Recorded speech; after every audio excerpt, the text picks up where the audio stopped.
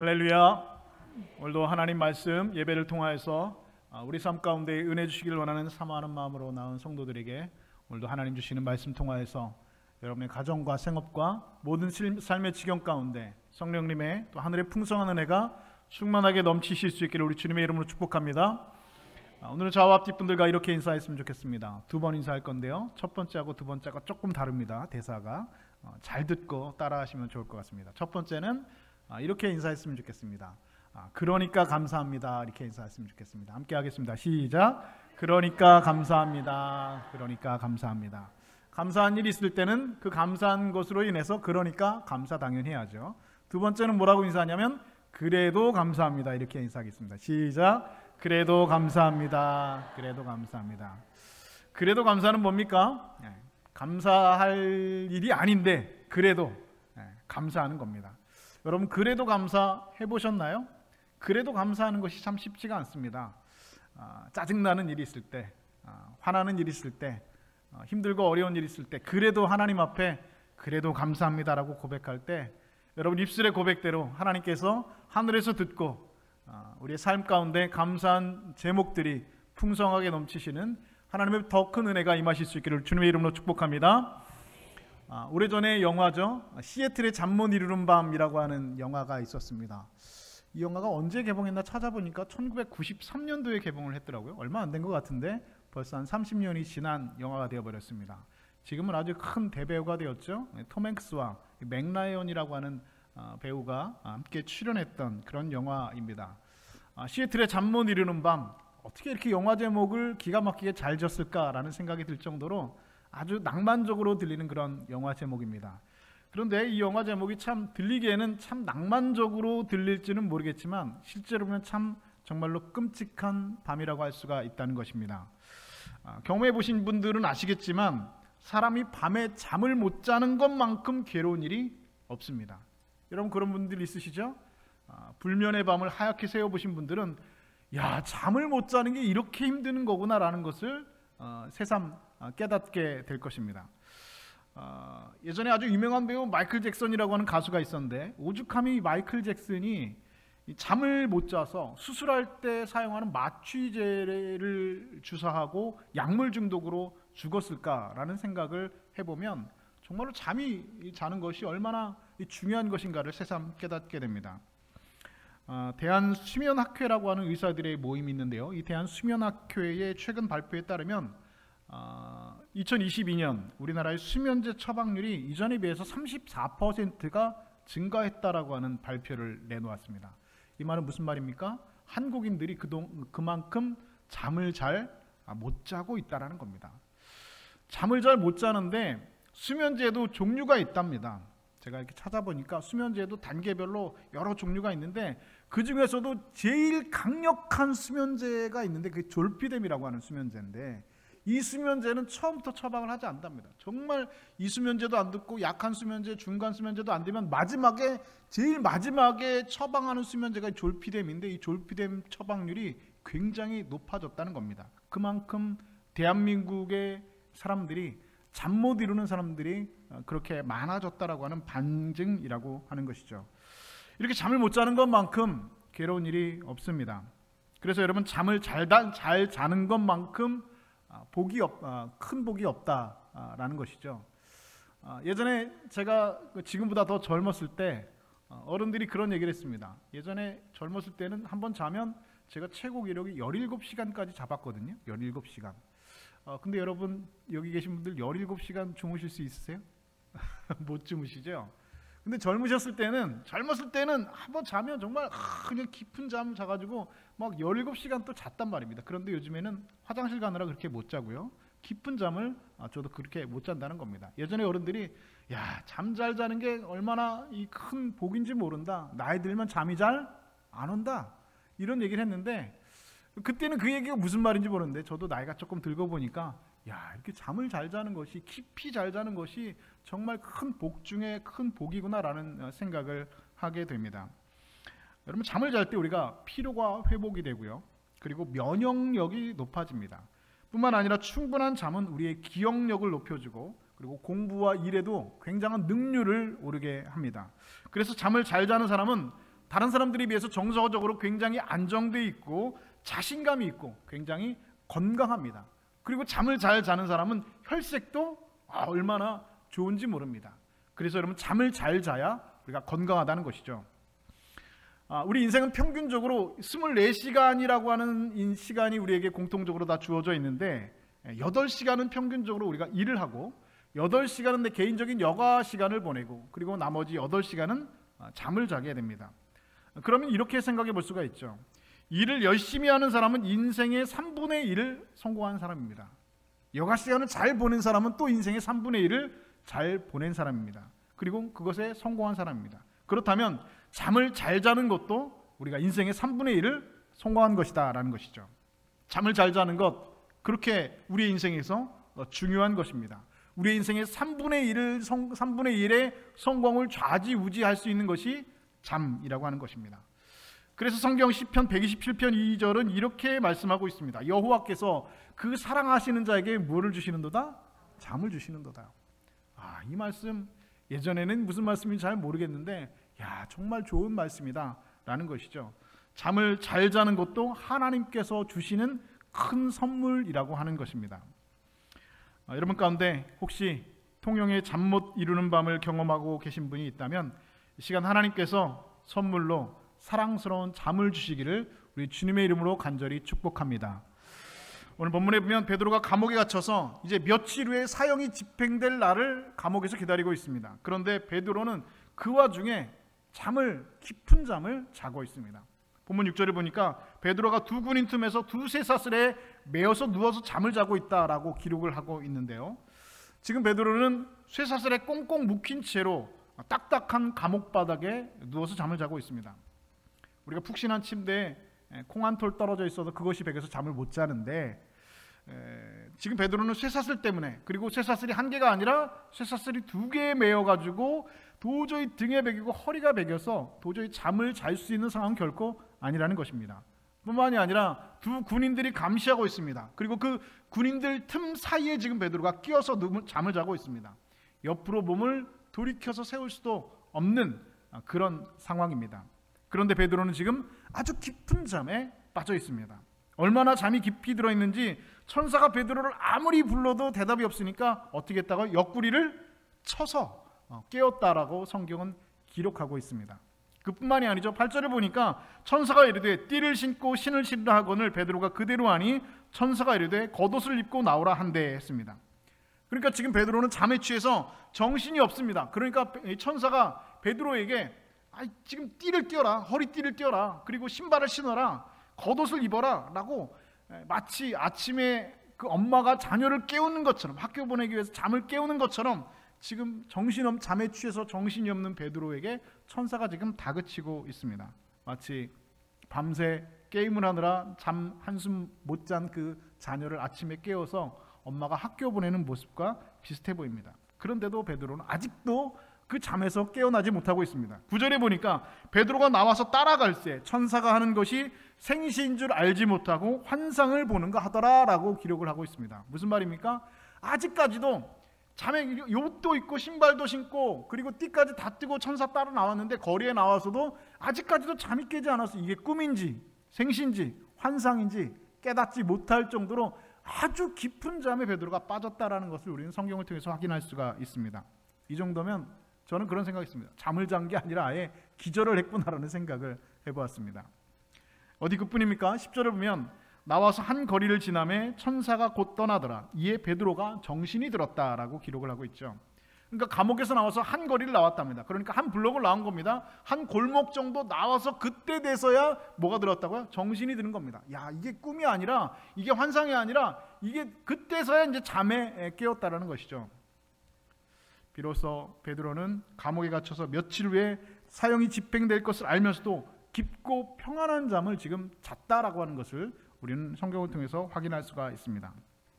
베드로가 이렇게 잠을 감옥에서 편안하게 손에 온몸에 쇠사슬을 두 개나 묶고 그리고 군인들 사이에서 돌아눕지도 못하고 그렇게 깊은 잠을 자고 있는데 감옥 밖에서는 베드로와 아주 대조되는 그런 현상이 벌어지고 있습니다. 본문 시작인 5절을 보니까 이에 베드로는 옥에 갇혔고 교회는 그를 위하여 간절히 하나님께 기도하더라 라고 기록을 하고 있죠. 그러니까 이 말은 감옥에 밖에 있는 성도들, 그 교회에 있는 그 성도들이 베드로를 위해서 밤새도록 간절히 기도했다는 말을 기록을 하고 있습니다. 목사님, 밤새도록 기도했다는 말은 없는데요. 그냥 간절히 기도했다는 말은 있는데 밤새 기도했다는 말은 없는데요. 그런데 정황상 우리가 확인할 수 있습니다. 12절 말씀, 우리 본문 12절 말씀 우리 함께 읽어볼까요? 본문 12절 말씀 함께 한 목소리 읽겠습니다. 시작. 깨닫고 마가라 하는 요한의 어머니 마리아의 집에 가니 여러 사람이 거기에 모여 기도하고 있더라. 아멘. 자, 한번 여러분 시간상으로 한번 이 사건을 한번 여러분 구성해 보시죠. 천사가 베드로의 감옥에 찾아온 건 전날 밤입니다. 그러니까 전날 밤 한밤중에 베드로가 깊은 잠에 빠져 있는데 지금 베드로를 천사들이 와서 옆구리를 쳐서 깨우고 띠를 띄우고 신발을 신기고 옷을 입혀서 끌고 나왔습니다. 그때서야 베드로가 이제 잠에 깨어가지고 야, 이게 환상이 아니라 생시구나 깨닫고 정신이 들어서 제일 먼저 갔던 것이 이 마가의 어머니 요한의 어머니 마가의 어머니 마리아의 집. 다시 말해서 여기가 여러분 어디입니까? 마가의 다락방입니다. 그렇죠? 성령이 임했던, 그러니까 그곳에 선교센터 역할을 감당했던 그곳에 교인들이 모여서 기도하고 있었다는 겁니다. 자, 전날 밤에 잠에 자다가 깼습니다. 그리고 이제 잠을 자서 산불럭을 져서 그 집에 찾아갔으니까 여러분 시간이 언제쯤 됐겠습니까? 새벽 한밤중이죠. 그런데 새벽 한밤중에 그 마리아의 집 마가의 다락방에 가니까 교인들이 뭐 하고 있다고요? 기도하고 있다는 겁니다. 그럼 여러분 그 교인들은 언제부터 기도했다는 겁니까? 밤새 기도했다는 겁니다. 얼마나 여러분 간절하게 기도했겠습니까? 베드로가 이 예수님의 사도인 그리고 예수님의 수지자인 베드로에게 옥에 갇혀서 죽게 됐으니까 아니 하나님 베드로를 좀 살려주십시오. 베드로 죽으면 안 됩니다. 꼭 좀 살려주십시오. 하나님의 역사가 일어나야 됩니다 하면서 성도들이 밤새 간절하게 기도하고 있었다는 겁니다. 이렇게 밤에 성도들이 밤을 새워가면서 성도들은 기도하고 있는데 베드로는 뭐 하고 있다고요? 잠을 잘 자고 있답니다. 성도들은 잠도 못 자고 밤 베드로를 위해서 기도하고 있는데 정작 밤새워서 기도해야 될 베드로는 코를 골면서 깊은 잠을 자고 있다는 겁니다. 어떻게 그럴 수 있을까? 여러분 사실 베드로는 성경에 나타난 베드로는 굉장히 겁이 많은 사람이었습니다. 굉장히 두려움이 많은 사람이었습니다. 요한복음을 보면 예수님께서 잡혀가실 때 베드로가 이를 막겠다고 칼을 휘둘렀던 장면을 기록을 하고 있는데요. 그리고 그 칼은 휘둘러서 그 칼이 제사장 말고의 오른쪽 귀를 베었다라고 성경은 정확하게 기록을 하고 있습니다. 그런데 베드로가 정말로 이 말고를 공격해서 죽일 의도가 있었다고 한다면 목을 겨냥했다든지 가슴을 겨냥했을 텐데 그러지 못했다는 겁니다. 더욱이 베드로가 왼손잡이가 아닌 이상 공격을 할 때는 상대방의 왼쪽 귀를 베는 것이 맞는데 성경은 말고의 오른쪽 귀를 베었다라고 분명히 기록을 하고 있습니다. 이 말은 무슨 말이냐? 베드로가 칼을 빼가지고 죽이려고 그 말고를 죽이려고 칼을 휘두른 것이 아니라 그냥 칼을 빼가지고 막 그냥 휘둘러 댄 겁니다. 어쩌다가 휘둘러다가 걸려가지고 말고라고 하는 사람이 그거 말리다가 오른쪽 귀가 우연히 잘리게 되었다는 것이죠. 그래서 주경신학자들은 베드로가 말고를 죽이려고 칼을 뽑은 게 아니라 자기가 잡혀갈까봐 겁이 나서 두려워서 칼을 빼고 휘두르다가 얼떨결에 말고의 쥐를 잘랐다라고 많은 주경신학자들이 보고 있습니다. 제가 볼 때도 그래요. 그러니까 여기서 얼핏 보면 예수님께서 잡혀가실 때 베드로가 용감하게 칼을 쫙 빼가지고 예수님은 잡혀가면 안 된다 이놈들아 하면서 하다가 이렇게 중에 이렇게 말고의 귀를 자른 게 아니라 예수님 못 잡아가게 하려고 칼을 뺀 게 아니라 나 잡혀갈까봐, 나 죽을까봐 나한테 오지 말아라 하다가 말고의 귀를 잘랐다는 겁니다. 그만큼 베드로는 겁이 많은 사람이었고 그만큼 두려움이 많은 사람입니다. 그뿐만이 아니죠. 베드로는 작은 계집종 앞에서 예수님을 3번이나 모른다고 부인하고 그리고 저주하고 맹세까지 했던 사람입니다. 이유가 무엇입니까? 두려웠기 때문입니다. 그의 마음 가운데 이루 말할 수 없는 두려움이 있었기 때문입니다. 이렇게 여러분 본래 베드로는 굉장히 두려움이 많은 사람이었습니다. 그런데 지금 베드로는 죽음을 앞두고 감옥에 갇혀서 평안하게 깊은 잠을 자고 있습니다. 평소 베드로의 성격대로라면 잠 잘 수 있어요? 못 자죠. 두려워서. 왜요? 죽을까 봐. 내일 사형이 집행되는 날입니다. 그러면 여러분 그 전날 밤에 잘 수 있는 사람 있겠습니까? 못 잡니다. 얼마 전에 유튜브를 보니까 우리나라에 지금 사형제도 사형이 지금 집행이 되고 있지 않은데, 중국에는 사형이 집행이 되고 있는 나라들이 있지 않습니까? 그런데 중국의 사형수들, 중국의 사형수들이 전날 어떤 일을 하냐면 자기가 먹고 싶은 것, 입고 싶은 옷들을 다 먹게 해주고 입게 해준답니다. 그래서 여자 사형수들이 보니까 화장도 예쁘게 하고 머리도 다 하고 빨간 그 하일 신고 막 그냥 치마 입고 막 그렇게 이쁘게 사형수가 사형 그 집행당하러 나가는데, 아니 무슨 보니까 모델처럼 생겼어요. 보니까 사형수가 수의를 입고 있는 게 아니라 아주 원피스에 빨간 구두 신고 그렇게 하고 있는 거예요. 이게 그 사형수의 마지막 소원을 들어준다는 거죠. 먹고 싶은 거 다 먹게 해준답니다. 그런데 그 전날 밤에, 사형되기 전날 밤에 그 사형수가 여러분 잠을 못 잔다는 거예요. 잠을 못 잔다는 겁니다. 그리고 사형수가 사형 그 집행장에 끌려갈 때 그럼 대부분 사형수들이 다 그 자리에 주저앉는답니다. 그리고 자기의 소변을 다 그 자리에서 봐버린답니다. 극도의 두려움, 극도의 공포심 때문에 자신도 모르게 그런 생리 현상들이 일어난다는 것이죠. 여러분, 베드로가 사람인데, 그리고 베드로가 원래도 이렇게 겁이 많고 두려움이 많은 사람인데, 아니 감옥에 갇혀서 언제 죽을지도 모르는 사람인데 그 전날 여러분 잠을 잔다는 것은 말이 되지 않습니다. 그런데 베드로는 지금 그냥 잠을 잔 것이 아니라 너무나 깊은 잠을 자고 있습니다. 코를 골면서, 성도들은 밖에서 베드로를 위해서 지금 밤새도록 기도하고 있는데 베드로는 정작 기도하지 않고 지금 잠을 잘 자고 있습니다. 너무나 평안하다는 것이죠. 도대체 베드로에게 무슨 일이 왔기 때문에 이렇게 베드로가 변할 수 있었을까? 그것은 여러분 바로 베드로에게 성령의 오순절 마가다락방의 성령이 임했기 때문입니다. 성령을 받기 전에 베드로와 성령을 받은 이후의 베드로는 180도 달라지게 되었습니다. 사도행전 2장을 보면 오순절날 성령을 받은 후 베드로는 그 자리에서 일어나 이렇게 외칩니다. 사도행전 2장 36절 말씀입니다. 너희가 십자가에 못 박힌 이 예수를 하나님이 주와 그리스도가 되게 하셨느니라 라고 외쳤습니다. 그 전에 예수님께 3년 동안 예수님과 함께 다닐 때에는 헛소리만 했던 그 베드로, 예수님의 마음을 그렇게 아프고 사단아 나를 시험하지 말아라, 내 뒤로 물러나라 라까지 예수님에게 혼이 났던 그 베드로가 여러분 어떻게 되었습니까? 성령 충만함을 받고 베드로의 설교 한 번에 여러분 몇 명이 회개했다고요? 3,000명이 회개했답니다. 베드로의 설교 한 번에 3,000명이라고 하는 성도들이 여러분 예루살렘에 모여들었다는 것이죠. 그리고 그 사람들이 모여서 처음 교회, 이 세상의 처음 교회인 예루살렘 교회가 되었습니다. 여러분, 그러니까 예루살렘 교회는 베드로 설교 딱 한 번, 그 설교의 능력이 얼마나 있었는지, 얼마나 담대함이 있었는지, 베드로의 설교 한 번으로 만들어진 교회가 예루살렘 교회라는 것입니다. 뿐만 아니라 사도행전 4장을 보면 이런 기록이 또 있습니다. 예루살렘 공의회가 베드로를 불렀습니다. 그러니까 유대인들이 예루살렘에 있는 그 유대인들 모임인 그 예루살렘 공의회가 베드로를 붙잡아서 이렇게 경고한 적이 있습니다. 앞으로는 절대로 예수의 이름으로 말하지도 말고 가르치지도 말라. 이제 예수의 이름으로 말하지 말고 가르치지도 말라는 겁니다. 왜냐하면 베드로가 한번 입만 열면, 설교 한번 하면 3,000명이 예수 믿거든요.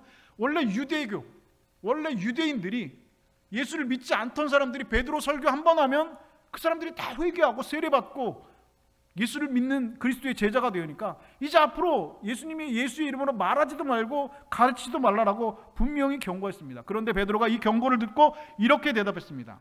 하나님 앞에서 너희의 말을 듣는 것이 하나님의 말씀을 듣는 것보다 옳은가 판단하라. 우리는 보고 들은 바를 전하지 아니할 수 없노라 라고 베드로가 담대히 말했다는 것입니다. 분명히 여러분, 이전의 베드로의 모습과는 전혀 다른 모습입니다. 이유가 무엇입니까? 베드로에게 성령이 임했기 때문입니다. 성령이 임하니까 이렇게 두려움이 많은 사람이 이렇게 담대한 사람이 되었다는 것입니다. 그러니까 지금 이 밤에 베드로가 감옥에 갇혀서도 두렵지 않은 겁니다. 공포가 없는 겁니다. 잠을 잘 자는 겁니다.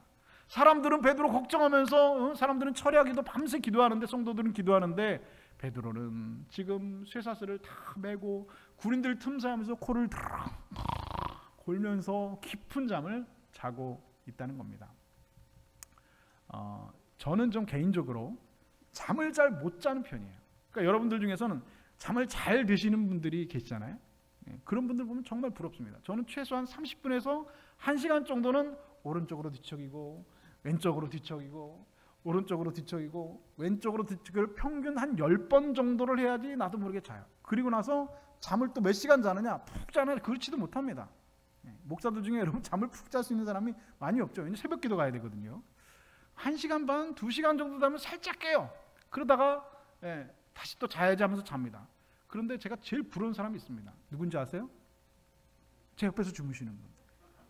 이분은요, 낮에 낮잠을 잤건 안 잤던 이제 자야지 하고 누우면 한 3분? 한 5분 되면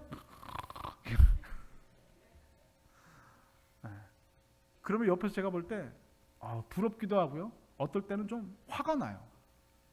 아니 난 잠을 못 자고 있는데 옆에서 코를 이렇게 군단 말이에요.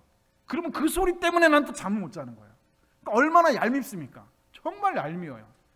지금 베드로가, 제가 만약에 베드로 옆에 있었으면 어떻게 이 상황에서 잠이 올까? 드렁드렁 군인들 틈사이에 가가지고 쇠사슬 다 끼고 그냥 잠을 그냥.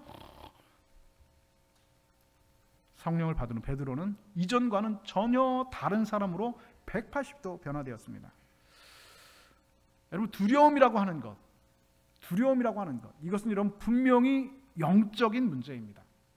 두려울 만한 것이 있어서 두려운 것이 아니라 두렵게 만드는 악한 영들 때문에 여러분 사실은 우리가 두려운 것입니다. 인간이 처음으로 두려움을 느꼈던 때가 언제이냐? 창세기 3장을 보면 하나님께서 선악과를 따먹은 아담을 부르셨습니다. 아담아, 내가 어디 있느냐 부르셨습니다. 그러자 아담이 하나님께 뭐라고 대답합니까?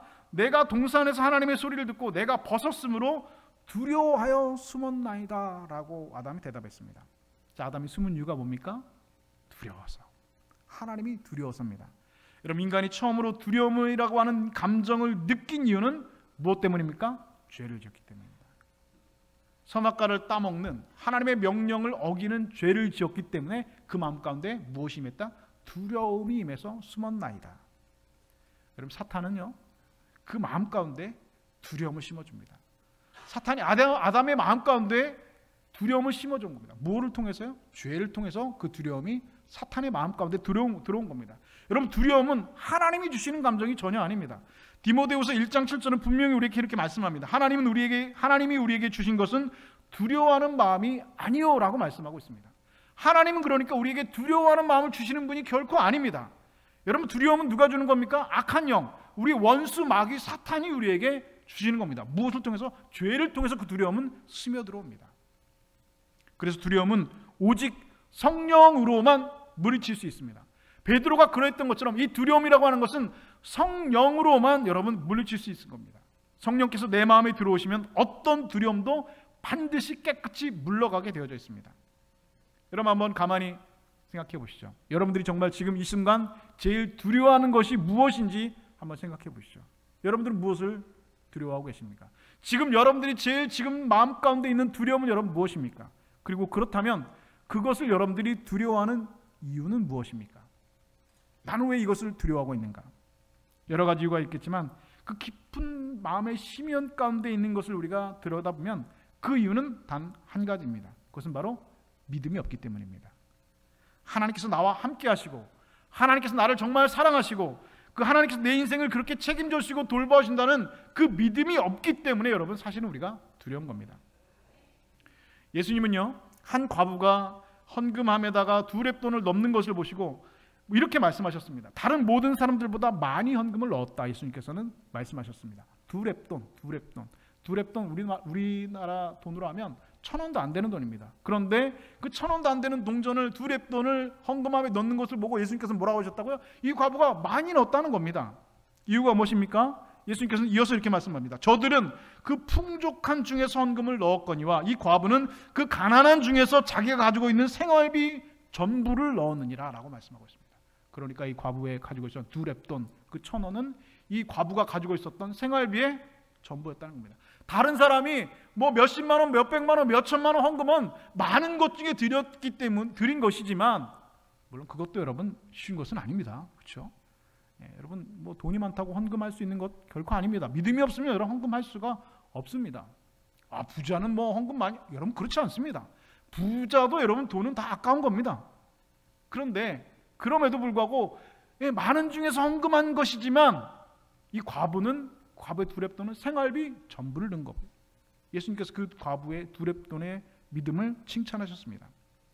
그 가난한 과부의 그 믿음을 예수님께서는 보셨다는 것이죠. 오늘까지 나를 먹이신 하나님께서 내일도 나를 먹여줄 것이라는 믿음이 있으니까 그 두렙돈 넣을 수 있다는 것이죠. 그래서 두려움은 여러분 무슨 말입니까? 믿음의 반대말입니다.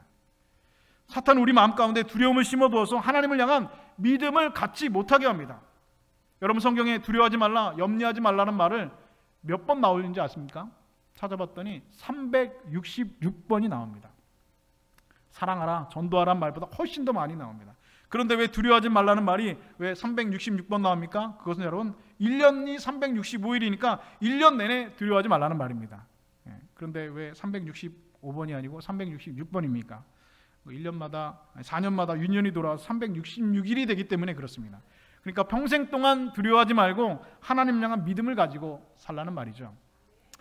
혹 여러분 가운데 하나님께서 하시는 대로 다 하면 큰일 나 라고 말씀하시고 생각하시는 분이 계신지 모르겠습니다. 저는 목사이지만 실제로 성도들이 그렇게 말하는 것을 제 귀로 들은 적이 있습니다.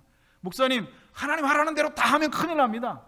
성경에 있는 대로 그대로 하면 큰일 납니다 라고 말씀하시고 생각하시는 분이 계신지 모르겠습니다.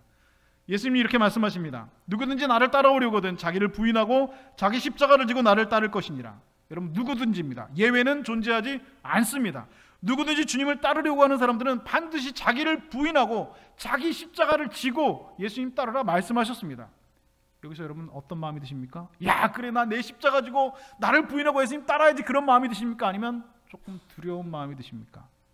두렵죠. 어떻게 해야지? 어떻게 예수 믿어야지? 야 나를 부인하는 거 와 어떻게 내 자기 십자가 그 십자가 얼마나 무거울까 얼마나 힘들까라는 두려움이 여러분 먼저 앞서지 않습니까?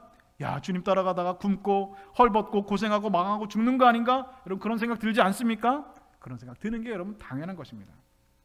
여러분 예수님께서 베드로를 부르실 때 베드로가 여러분 뭐 어떻게 했다고 성경은 기록합니까? 그 즉시 배를 버려두고 예수님 따랐다고 기록하고 있습니다. 요한과 야고보가 예수님께서 부르실 때 그들은 어떻게 했다고 성경에 기록하고 있습니까? 배와 아버지를 버려두고 예수님 따랐다고 성경은 기록하고 있습니다. 이런 이야기 들으면 혹시 예수님께서 나를 부르시면 어떡하지? 그런 생각 드시지 않습니까? 나는 뭘 버려야 되지? 나는 그물을 버려야 되나? 아버지를 버려야 되나? 집을 버려야 되나? 뭘 버려야 되나? 하는 두려움이 여러분 먼저 생기지 않습니까?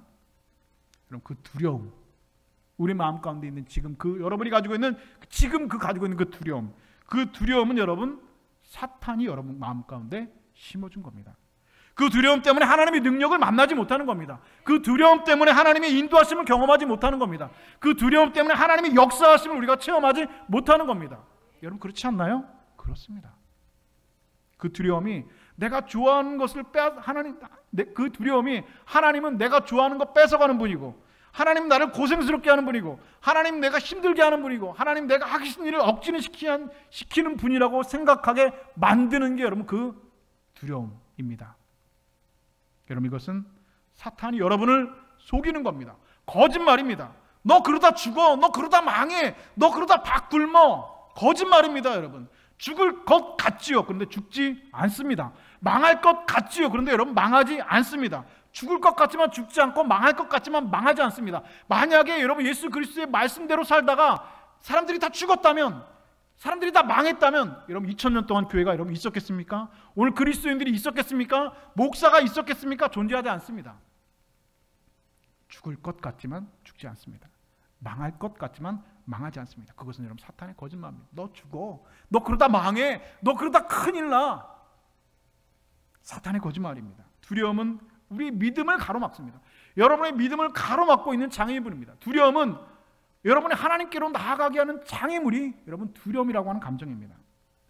믿음의 조상 아브라함, 그가 처음부터 믿음이 있는 사람이 아니었죠. 그의 아버지 데라는 여러분 그 갈대아우르에서 우상을 만드는 사람이었습니다. 그런데 하나님께서 본토 친척 아비 집을 떠나 내가 너에게 지시할 땅으로 가라 했습니다. 고향을 떠난다는 것, 그 당시 여러분 시족 사회에서 불가능한 일입니다. 그 당시 그 사회 정황상 시족 사회 그 경계를 벗어난다고 하는 것은 목숨을 거는 겁니다. 내가 더 이상 나의 목숨을 보존할 수 있는 그것을 벗어나는 것이 그 당시의 문화라고 하는 것이죠. 아브라함이 두려운 마음이 왜 없었겠습니까? 그렇다고 하나님의 명령을 거역할 수가 없습니까? 하는 수 없이 짐 싸들고 고향 떠났습니다. 그런데 여러분 성경 여러분 자세히 보시면 아브라함이 짐 싸들고 떠나서 바로 가나안 땅에 들어갔나요? 아니요. 하란이라고 하는 곳에 살았습니다. 하란이라는 곳에 한참 동안 머물렀습니다. 이 하란이 어떤 곳이냐? 이 하란이 자기 시족이 살고 있는 마지막 경계선이 하란입니다. 여기까지 아브라함이 타협을 한, 이거 넘어가면 정말 죽을 수 있어요. 마지막 그 경계선이 하란입니다. 그러니까 하란을 떠나지 못하고 오랫동안 머물러 있었습니다. 하나님께 또 재촉하시죠. 내가 너의 본토 친척 아버지 집을 떠나 내가 너에게 지시할 땅으로 가라. 아브라함은 두려움이 있었습니다. 그러나 그 두려움을 아브라함은 떨쳐냈습니다. 하나님의 명령을 따라서 그 하란을 떠나서 가나안 땅으로 첫 발을 내딛었습니다. 그리고 아브라함은 하나님 말씀대로 믿음의 조상이 되었습니다. 여러분 성경에 나타난 믿음의 사람들, 히브리서 11장에 있는 그 믿음의 사람들, 그들의 공통점이 여러분 무엇입니까? 다 그들은 두려움을 극복한 사람들입니다. 그 두려움을 떨쳐낸 사람들입니다. 무엇으로요? 하나님을 향한 믿음으로. 여러분 믿음의 사람들은, 믿음은 여러분 두려움을 떨쳐낼 때 여러분 믿음이 생기는 겁니다. 하나님 저에게 믿음을 주시옵소서라고 한다고 해서 그래 내가 믿음을 주마, 그런 거 없어요. 믿음은 하나님께서 위에서 여러분에게 뻥 하면서 하루아침에 아라비안 나이트 거인이 여러분에게 주는 것처럼 하나님께서 주시는 것이 아닙니다. 믿음은 어떻게 할 때 여러분 우리가 경험할 수 있는 것입니까? 우리 마음 가운데 있는 사단이 주는 그 두려움을 뛰어넘을 때, 그 두려움을 극복할 때, 그 두려움을 벗어낼 때 우리 마음 가운데 믿음이 생기는 겁니다. 여러분 두려움의 반대말은 믿음입니다. 그렇다면 믿음의 반대말은 무엇입니까? 두려움입니다. 사랑하는 여러분, 지금 여러분을 두렵게 하는 것이 무엇입니까? 직장에서 잘릴까 봐 여러분 두려우십니까? 사업이 망할까 봐 여러분 두려우세요?